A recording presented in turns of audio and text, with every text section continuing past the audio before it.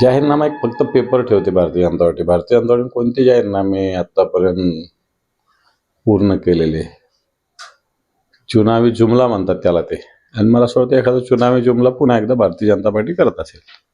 ज्या पद्धतीनं काल सुनेत्रा पवार यांनी शपथविधी घेतला, त्याहून जे आहे ते एवढ्या घाईघाईनं शपथविधी करण्याची काय गरज होती, असे सुद्धा सवाल उपस्थित केले जातात. सत्य आहे, सर्वसामान्य माणसाची हीच प्रतिक्रिया आहे. मी आता जिल्हा परिषद निवडणुकीच्या निमित्तानं गावोगाव फिरतोय.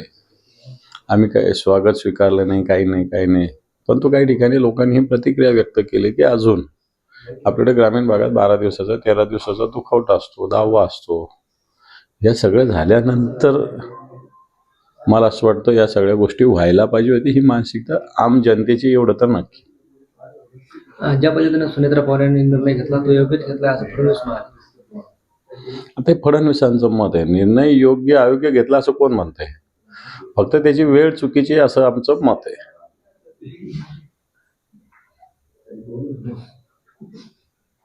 अजित पवार यांचा पक्ष सुरक्षित ठेवण्यासाठी घाईत शपथविधी झालाय असं राष्ट्रवादीच्या सूत्रांनी माहिती दिली.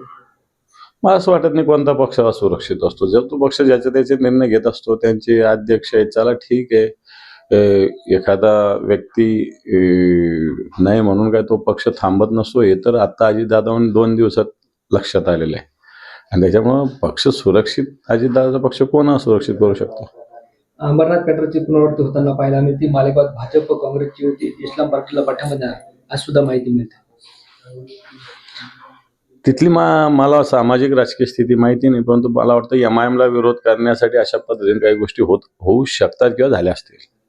अजितदादांचं विमान ज्या पद्धतीनं पडलं त्याबाबत आजही मनात शंका येते असं जयंत पाटलांनी वक्तव्य केलं. नाही, हे तर सत्यच आहे. कारण विमान ज्या पद्धतीनं वाकडं झालेलं आहे, हवेत त्यांनी गिरट्या घातलेल्या आहे, आवाज झालेला आहे, एअर स्ट्रीप दूरहून CCTV कॅमेरा एकदम चांगलं दिसतं आणि वैमानिकाला दिसत नाही. हे पण मला वाटतं उत्तर काही योग्य वाटत नाही. आणि म्हणून याच्यात काही ना काही असावं. बिघाड वैमानिकाच्या भूमिकेविषयी, विमानाच्या सुरक्षेविषयी निश्चित शंका आहे.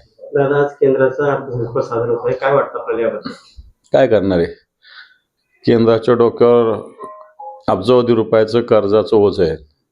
आणि मला 100% वाटतं की महागाईला मोठ्या प्रमाणानं आजच्या बजेटमध्ये सगळ्या वस्तू महागड्या होणार अशा पद्धतीचं सूतोवाच ऑलरेडी अर्थमंत्र्यांनी केलेलं आहे. मीरा भाईंदरमध्ये गुजराती महापौर बसू नये म्हणून मराठवाड्याला एकवटला जाणार आहे असं चित्र त्या ठिकाणी निर्माण झालेलं आहे.